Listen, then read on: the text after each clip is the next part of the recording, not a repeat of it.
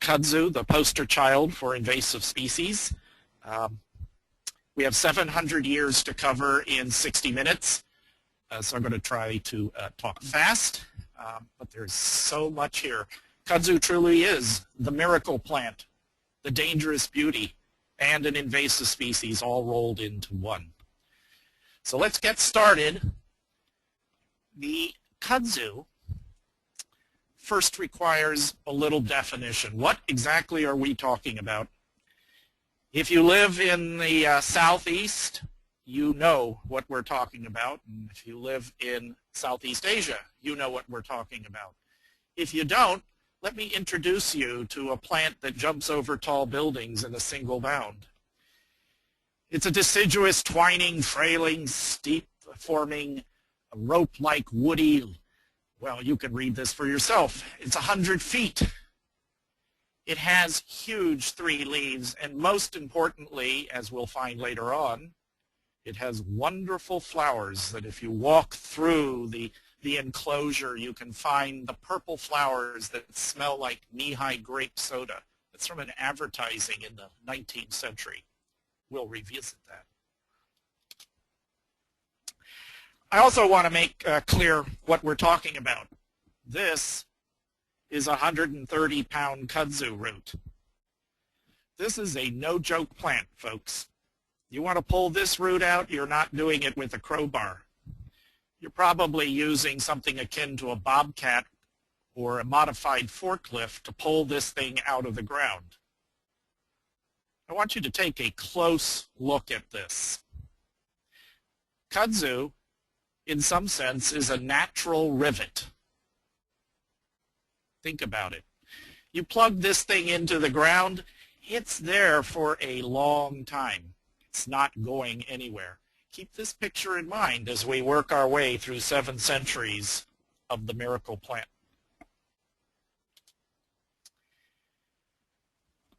We also have to touch on that wonderful area called taxonomy. Kudzu has many names. It's part of the wonder and the complexity. When you're trying to do research, these are just a few of the names that it hides under. This presentation will be available to you, so you can always check this list. You don't have to write fast. But part of the problem with kudzu is, what exactly are we talking about here? And kudzu, like many invasive species, hybridizes very easily. So you get interspecific crosses, making it an interesting, very interesting task in trying to identify exactly which species, which subspecies, which variety you're actually talking about. So here's the plan for today. We're going to start with 1275 vaguely and race up to 1664. That'll be pretty easy, because that's the period of time in which there was a rumor in Europe that there was a miracle plant somewhere in Asia. We'll talk about that a little bit. We'll spend some time on the introduction of the miracle plant, which is actually 1873. We'll move forward into the research phase, which is the early 20th century.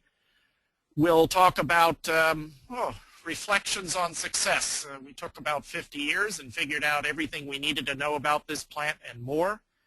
Of course, I've got these out of order. 1952, we know that we figured it out. It's established.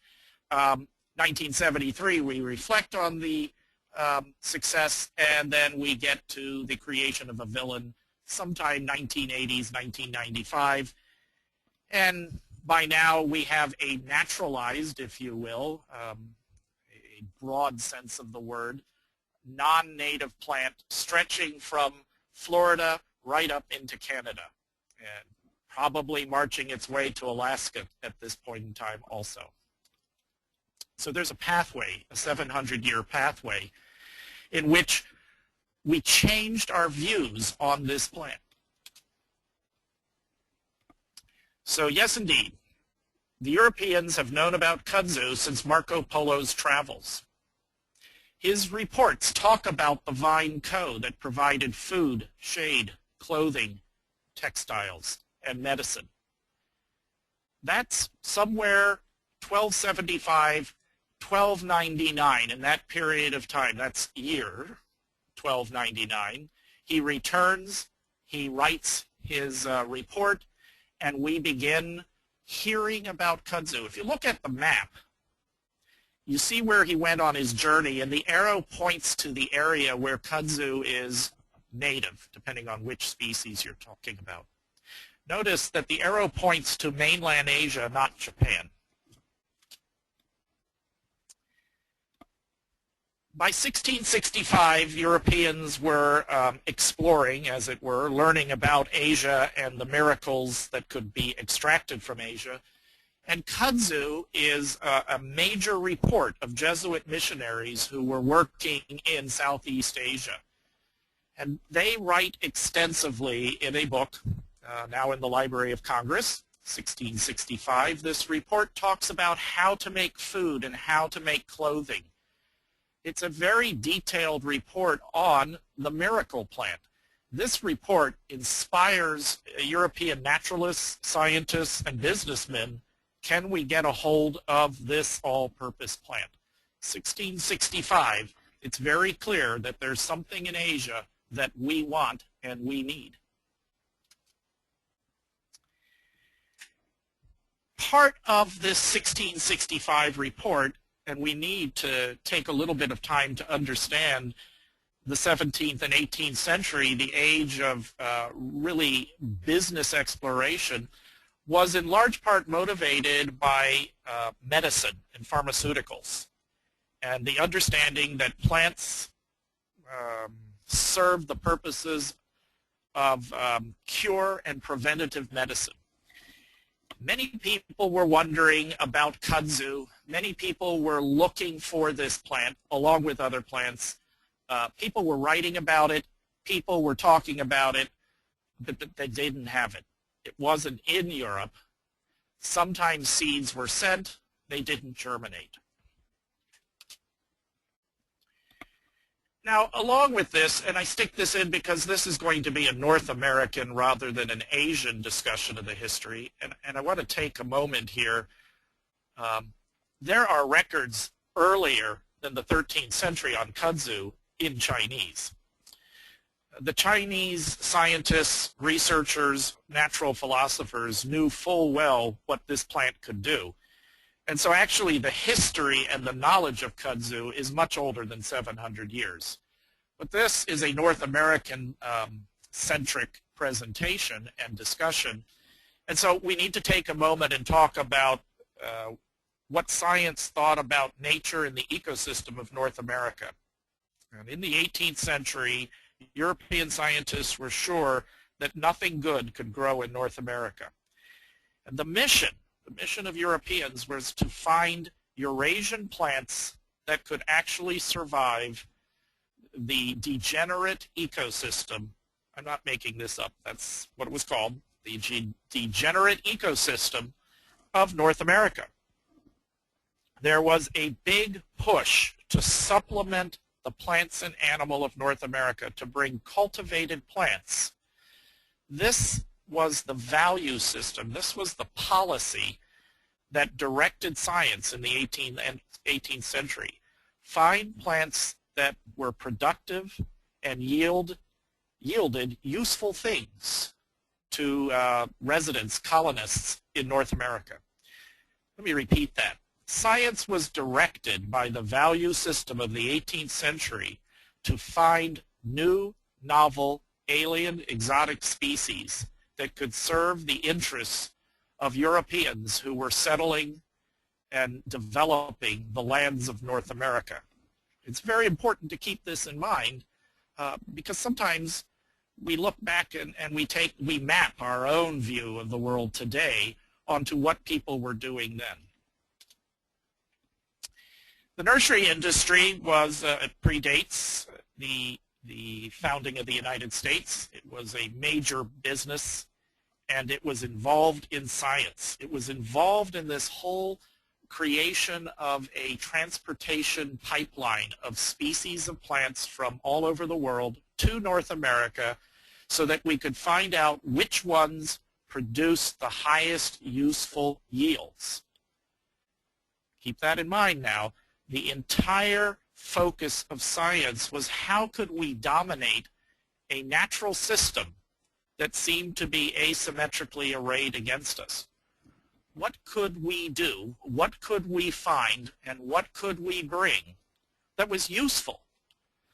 That's what science was targeted with. That's what science was asked to find. And of course, in the background, one of the thousands of species under consideration was this miracle plant. The myth, the legend by now of Marco Polo's miracle plant that was somewhere in Asia. Could we get our hands on it? Could we bring it here? And the business of bringing it here in the support of science was horticulture. I want to be clear, and I stick this in, that many plants, not just kudzu, are going to be introduced in the interest of science and in the interest of, well, let's be frank, dominating the ecosystem of North America. This isn't a talk on this particular species, but we've been at this a long time, bringing species in, trying them out. This species happens to also have been rather difficult to propagate in the beginning. It took horticulture and science a good number of years to figure out how to grow this, remarkably enough. Well, the big introduction. Let's get back to kudzu. It's 1873. We're past the age of exploration. We're past the giant investigation of natural philosophers. We've created science as we understand it to now with focused research, measurements, metrics, data collection. 1873, there was what we would call a World's Fair in Vienna. And the Japanese sent, I think it's a half a dozen plants, 6 very valuable plants, to Vienna in 1873. 3 of which, they sent them to the fair, and they were donated to the Emperor of the Austro-Hungarian Empire. These were a big deal. 3 of them stay in Vienna, 3 go to France. The Dutch gardener to the Emperor of Austria, to the Emperor of the Holy Roman, wasn't the Holy Roman, the Habsburg Empire, a Dutch gardener tried to grow these plants, but they died. His notes tell us that he felt that they couldn't stand the cold temperatures, that there was a weather problem, a low limit to what kudzu could grow. However, the 3 that went to France, and that in itself is an interesting story, wind up in the hands of the great scientist, the godfather, if you will, of the soybean, Paiu. So Paiu is looking at legumes, and he's looking at what can we do with legumes, how can we cultivate them, how can we hybridize them, what kind of diseases do they get, how do we propagate them, and all of this with an eye of, wow, these legumes are really productive. They're good for business, they're good for people. You get food, you get feed, you get forage, you get fiber, you even get flowers, you get medicine. Legumes, and specifically soybean and its close relatives, did I mention that kudzu is a close relative of soybean, were of great interest to this great man and his work. And he spends 5 years trying to figure out how to grow and propagate his kudzu. 5 years. It just didn't like France. It was finicky. It was picky. The seed didn't germinate. Meanwhile, it was growing in Paris, and he was discovering things about this, including a biofuel property. Well, meanwhile, back in America, we as Americans were really trying to show the world that we had arrived, and we planned our own World's Fair in 1876 in Philadelphia. And of course, not to be outdone by the Europeans, we were determined to have this plant also. Again, the motivation was a little bit trying to be the first, and a whole lot, wow, if this plant lived up to its its mythological abilities as a miracle plant, if it really could deliver food and textile products and pharmaceutical products, forage capability, and even, yes, an ornamental capability, it's truly a miracle plant. It's good for business, and therefore it's good for economic development. It follows that it's good for us. There is no discussion about the natural environment here because we're still locked into the idea in North America that we have to tame the natural environment because if we don't, our great experiment will fail. So it's brought over by an interesting man, a son of a nurseryman whose nursery was, I believe, on 88th Street in Manhattan. Thomas Hogg Jr. was appointed a U.S. Marshal by Abraham Lincoln. And his job was to go to Japan and, among other things, send back useful plants for American industry. He sends back over 1,000 species. For gardeners out there, Hosta Thomas Hogg, you can still buy this hosta, is named for the U.S. Federal Marshal Thomas Hogg Jr. He was an inveterate plantman, the son of a nurseryman, and for our story, let me skip. He was very vested in the large industry of gardening. This age, 1876 to 1890, is the heyday of ornamental garden catalogs. Everybody was racing for the latest, newest plant, either as a culinary or as an ornamental species. They wanted the latest and newest. Thomas Hogg recognized this, and many of the plants that he brought in, he worked with nurserymen. Now I skipped past the slide. Let me, let's try to go back. There we go. Frederick Law Olmsted and others were bringing the idea of ornamental landscapes as a contributor to the quality of life. So not only were we looking for species that could provide, let's call them business opportunities, we were also looking to continue our modification of the ecosystem. We were looking for plants that were all-purpose, could be used anywhere, were foolproof, and aesthetically pleasing. That was just an extra to this. So we're in this age of new cells. We're still trying to dominate the landscape. We have the miracle plant. We have an agent in Asia whose job it is to work with the nursery industry and who happens to be a friend of this man, Thomas Meehan. Thomas Meehan was a commissioner of the city of Philadelphia, a nurseryman in a suburb called Germantown, and one of the earliest writers of what we might call a professional journal or a journal on horticulture. His publications are still available, many of them online, and he is trying to bring the science and business of horticulture to North America, and he works with Thomas Hogg to introduce new plants at the 1876 World's Fair, or Bicentennial Exhibition is the proper name. Now, Thomas Meehan is very interested in the miracle plant that had been brought to Europe that the French were growing, and he wanted some, and he worked with his friend Thomas Hogg to bring this miracle plant here to the United States and to the exhibit. Thomas Meehan is, I believe, one of the, on the various committees that are putting this together. The plant comes to this bicentennial. It's at the Japanese pavilion. It's right in the front. I mean, they really made this a spotlight and focus of the Asian exhibits and the Japanese pavilion, and they sold it as the miracle plant. Now, Thomas Meehan was also a nurseryman, and he sold kudzu. And then I put on the list, he sold a lot of things. In fact, it's his advertising and his writings that say that kudzu grows from Florida to Nova Scotia.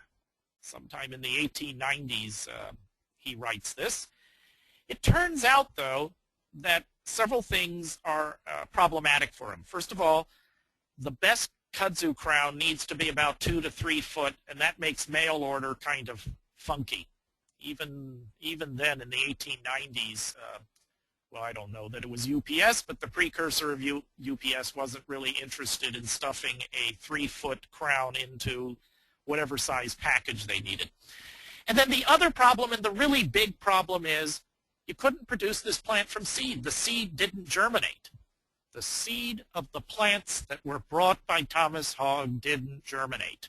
That meant you had to ship it by these big crowns, and then it turns out the crowns were fussy. They tended to die. The better the soil, the worse your chance of actually getting anything. So if you had a nice double-digged, compost-rich site and you put your crown in it, more than likely died. On top of that, kudzu hates pots, and nurserymen love pots. So this was not a marriage made in heaven. It didn't last long. It simply didn't work. Horticulture, ornamental horticulture, of course, gets the blame, and in part, I guess, Thomas Meehan, working with Thomas Hogg, deserves some of the blame, but the fact is the first try was very unsuccessful. There are a couple letters written from people who got the kudzu and it sort of took, and they're very curious. They're sort of 1895, 1905. Oh my goodness, this thing took over the whole garden. But those are kind of rare. Mostly it was, I want my money back, it died. Okay, so when was it really introduced? The nursery industry tried in 1876, but it was really introduced at an industrial fair in New Orleans, 1884, 1885, exhibiting new plants for a new South, a newly reconstructed South, new opportunities for business. This is where kudzu is introduced as a potential economic powerhouse. And I always find it interesting, it was also introduced at the same time that water hyacinth, same place, same time. The water hyacinth, though, was a party gift from the president of Tulane University to people that visited him. It was not introduced for its economic value, but because it was beautiful in ponds and things. And very quickly, one of his guests evidently transported the water hyacinth to Florida, and that's a different presentation someday. So here is the real economic pathway, 1884, the New Orleans Centennial Exposition. Well, in the 1890s, USDA got brought into this because, after all, it is a miracle plant, and USDA, David Fairchild on the left and Charles Vancouver Piper on the right, are busy. What are they busy doing? Well, they are busy working with plants, experimenting with plants, researching plants, and trying to take the pure research, botanical and agronomic research, and transfer it into technology that was useful to the major business of the day, farming/agriculture. Charles Piper is, among many things, famous for working with turf grasses for golf courses. And for some reason that I haven't quite figured out, he got handed, can you figure out how to grow kudzu? So USDA is brought pretty early, around 1900, maybe 1899, into the fray, and David Fairchild is instructed to figure out what are the uses of this miracle plant. That was pretty well understood, but more importantly, how do you propagate it, how do you plant it, how do you cultivate it, and for goodness sakes, how do you keep it alive? They couldn't keep it alive. Oh, I'm saying that again. Let me say that again. You planted it, you paid big money, and it died.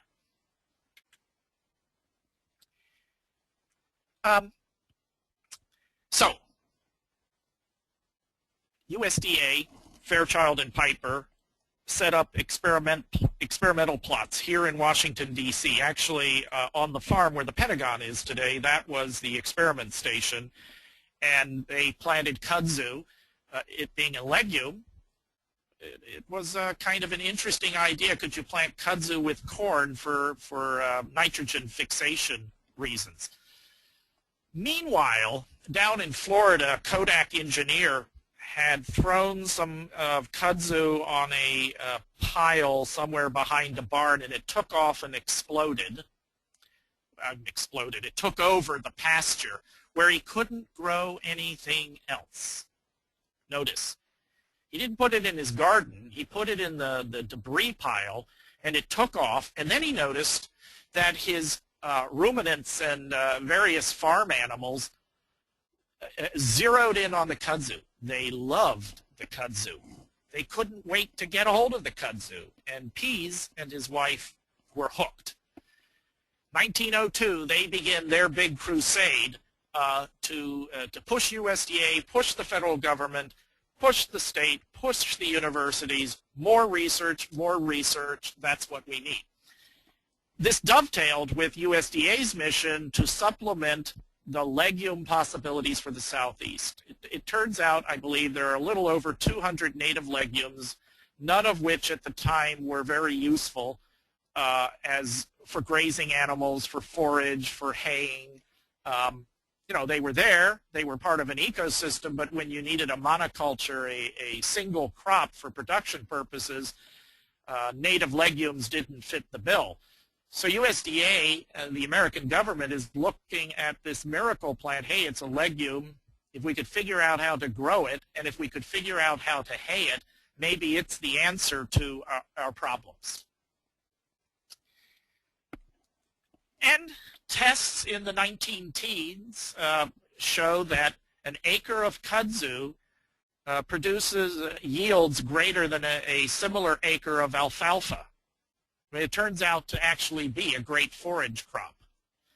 There is one drawback, as some of the railroads found out, as they moved west across the Mississippi River.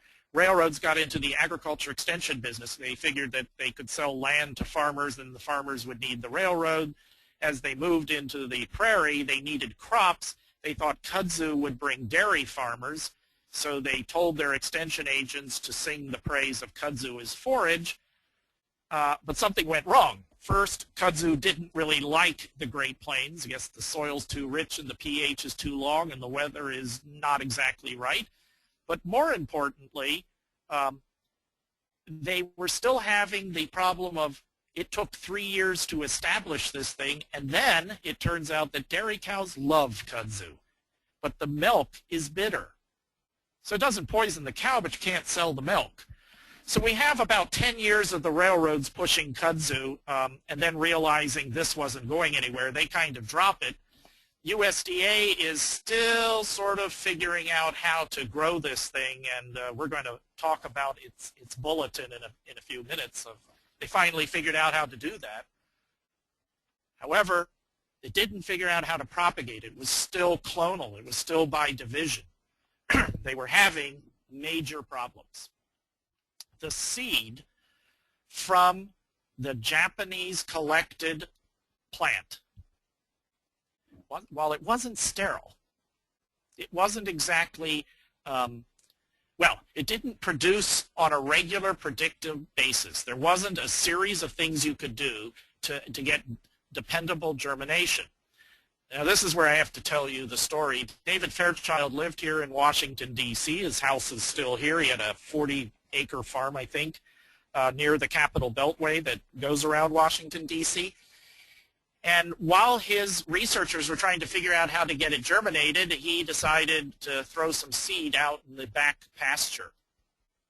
He will write in retirement a famous book, The World Was My Garden, and in the middle of that book he talks about, lo and behold, it germinated, and not only did it germinate, it took over his property. He spent $3,000. Now that's in 19-teens dollars. That's more than $3,000 today. And he never eradicated it from his property. Sold the property with the kudzu. In hindsight, we say, aha, the great man knew there was a problem. But hindsight is 20/20. He was concerned, and he mentions it in his book. Alarm bells? I don't think so. concern? Yes. By the 1920s, Pease had been very successful. He was talking up a storm. This was the great use of these plants. We now have to layer on the fragmentation of the ecosystem. The coming of suburbia, our farms begin to get smaller and smaller in size around urban areas, especially along the East Coast and in the Southeast.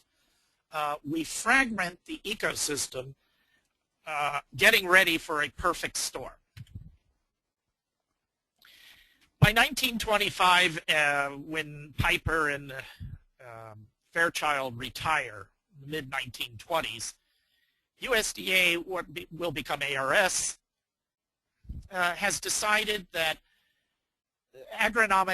applied agronomy, applied solutions to kudzu, there's no there there. What do I mean by that? Well, they spent 5 years trying to figure out if they could design a haying machine. It turns out that kudzu makes a great bale of hay, forage for the winter, but you have to do it by hand. And they tried all kinds of things to automate the harvesting, the haying of kudzu, and they couldn't come up with anything. They basically, by 1925, lose interest in this crop. It's too difficult to grow. The seed is effectively sterile. They know it has a lot of uses, but you can't automate the uses, and they hand off to the plant experiment stations, specifically in Georgia, Florida, and Alabama, continuing research on, can we figure some of this out? Somewhere in between the soil conservation folks and the plant experiment stations, magic happened. By 1933, kudzu germinated with no problem.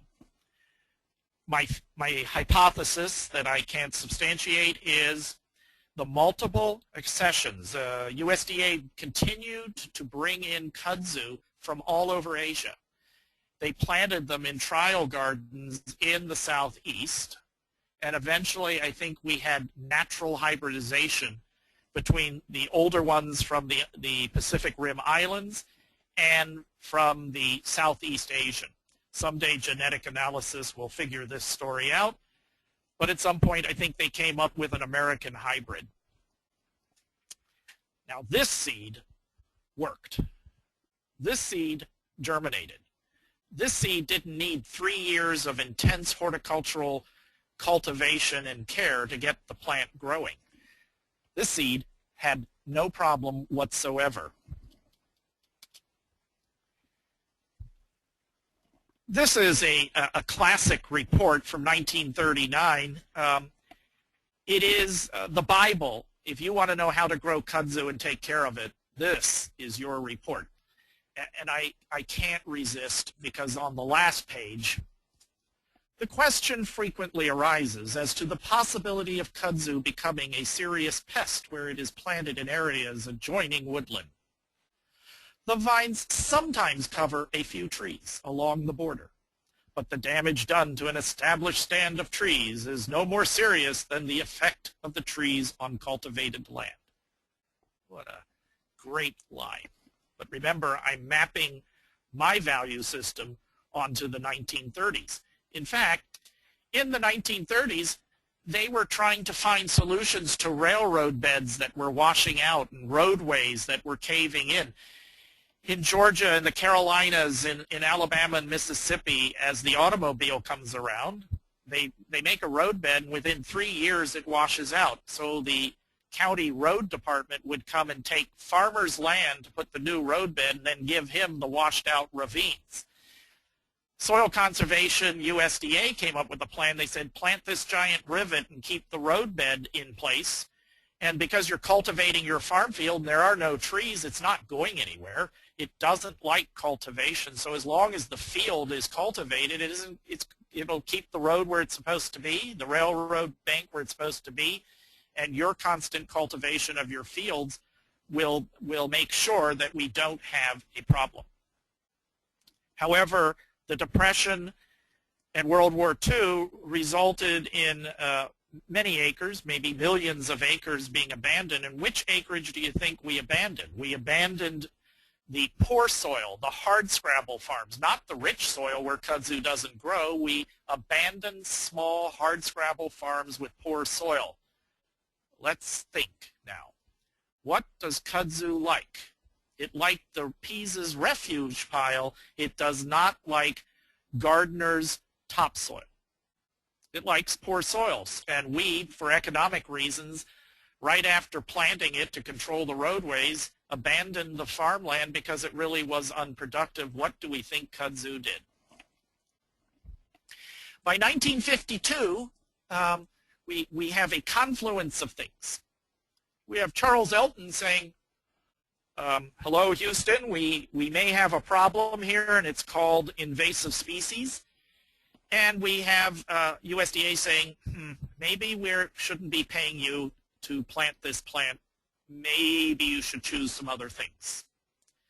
1950s is that moment of we've accomplished it. We've figured out how to grow it. And not only have we figured out how to grow it, we can stand back and see how successful our figuring out has been, because this plant really grows.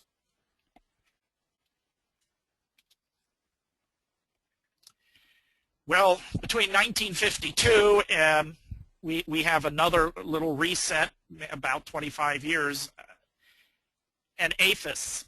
Now, I didn't talk about APHIS. I talked about David Fairchild. He's the, let's call him the godfather of ARS, the man who believed that science and technology can address the problems of the day. And his office was nearby a man named Charles Marlett, who said we need a great wall of regulation around the United States to protect it from things that would harm industry. 1972, USDA APHIS, building on the 1912 Plant Protection Quarantine Act, decides that maybe, just maybe, this plant needs regulation. Now, in fairness, it's not really APHIS doing this, it's the U.S. Congress deciding to tell APHIS it's going to do it. And this dovetails nicely with the rise of invasion biology or invasion by ecology. So we have Randy Westbrooks, who will be talking to you tomorrow if you tune in, Dr. Simberloff and Mack, Les Merhoff, beginning in the 1980s to really raise the flag. Certain species who may have been productive and may still be productive are harming natural ecosystems. So we have an intersection, or I like to say we're aggregating different ideas from the industry's point of view. We've decided it's not a miracle plant. We're not recommending it, and in fact that it's problematic to industries, say forestry and lumbering industries, to have kudzu climb 100 feet over your trees and pull them down. And at the same time, we're having the science of invasion biology and ecology being developed to take care of some plants that aggressively alter, impact, and sometimes cause the collapse of local and broad ecosystems. I have to remind you, and stick this in, lest APHIS get a bad rap, that we have been trying to ban plants in the United States since 1726. My poster child on how not to do this is the state of Connecticut, which for 300 years has been trying to ban plants. I like to tell you and the people at talks that Connecticut is to banning plants as Florida is to national elections. This is an example. 1726, Connecticut was busy banning barberry, and it's still trying to ban barberry. So APHIS was following, it wasn't creating, it was following in a long historical line of attempts to regulate certain plant species for the greater good. The noxious weed laws attempt to protect the industry of agriculture, ultimately keeping our food, our textile, our forage supplies pricing affordable. Remember now, weeds reduce harvest. Reduced harvest makes your food cost more. Well, here we are. We've arrived where everybody's really comfortable in talking about kudzu. We've arrived at where kudzu is the poster child for an invasive species. I mean, let's face it, kudzu defines an invasive species. It's an alien whose introduction does or is likely to cause economic or environmental harm or harm to human health. It's a pretty classic invasive species, and you can't miss it if you're driving on any of the interstates or back roads.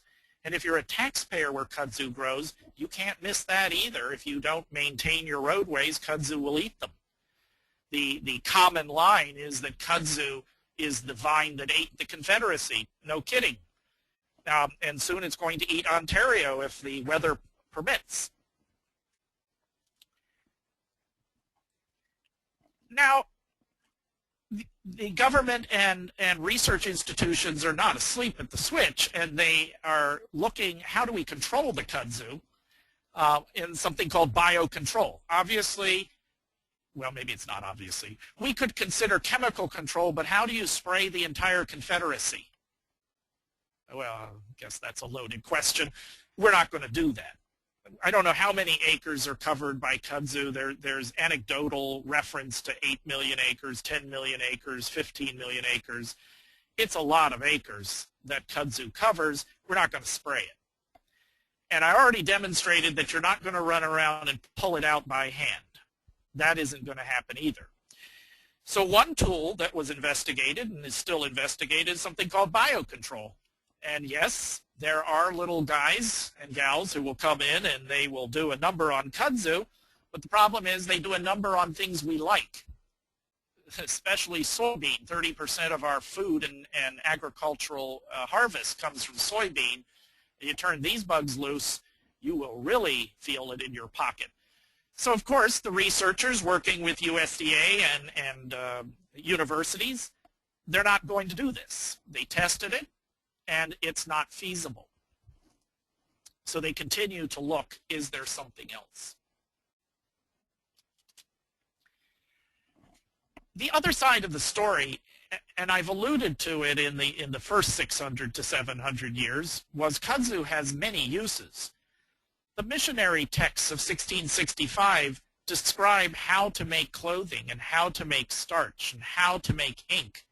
They suggest, they allude to the impact of pharmaceuticals, of drugs that can come from kudzu that impact alcoholism.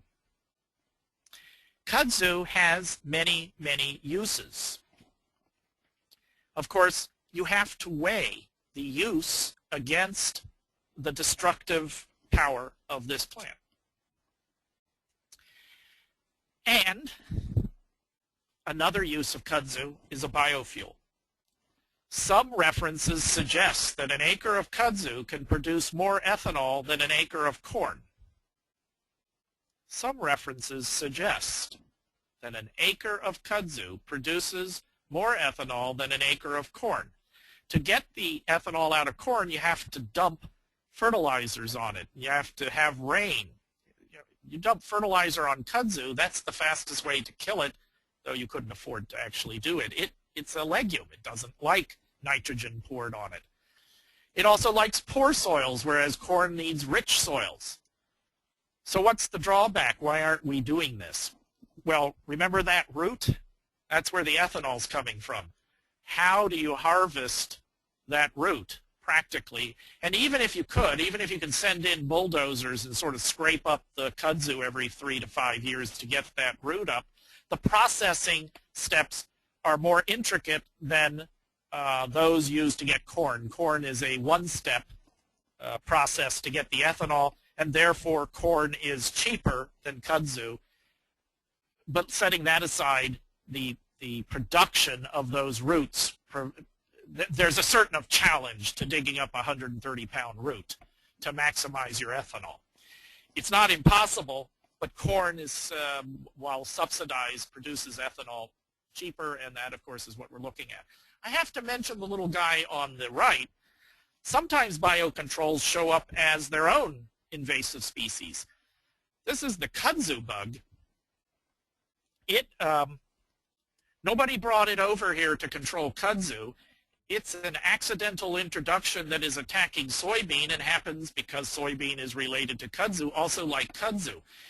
It's heading north along the 95 corridor on the East Coast, meeting the mid-Atlantic stink bug, which is heading south. The stink bug, another invasive accidentally introduced that happens to like apples and vegetables. Between the two of them, they could pretty much decimate the Atlantic coast agriculture when they meet, I don't know, on the North Carolina border or something. So kudzu has uses, kudzu has enemies, but most importantly, kudzu has a long history. Kudzu to me is the poster child for how complicated invasive species are. We fall into the trap when we say a species is bad. Kudzu is some percentage bad and some percentage good. Am I saying we should ever plant kudzu? Probably not. But we have a problem when we map our current beliefs onto what people that came before us were doing. It's too easy to blame everybody in the past for our problems today. It's too simplistic to think in terms of good and bad, right and wrong. That shouldn't stop us for addressing the problem, and it certainly doesn't stop us for using kudzu as a history lesson for what we face in new introductions, how we go about solving the problems and the challenges, what are we going to do tomorrow. This presentation will be archived, and so my bibliography is there for you. You don't have to copy that now, and we've reached the end. I thank you very much.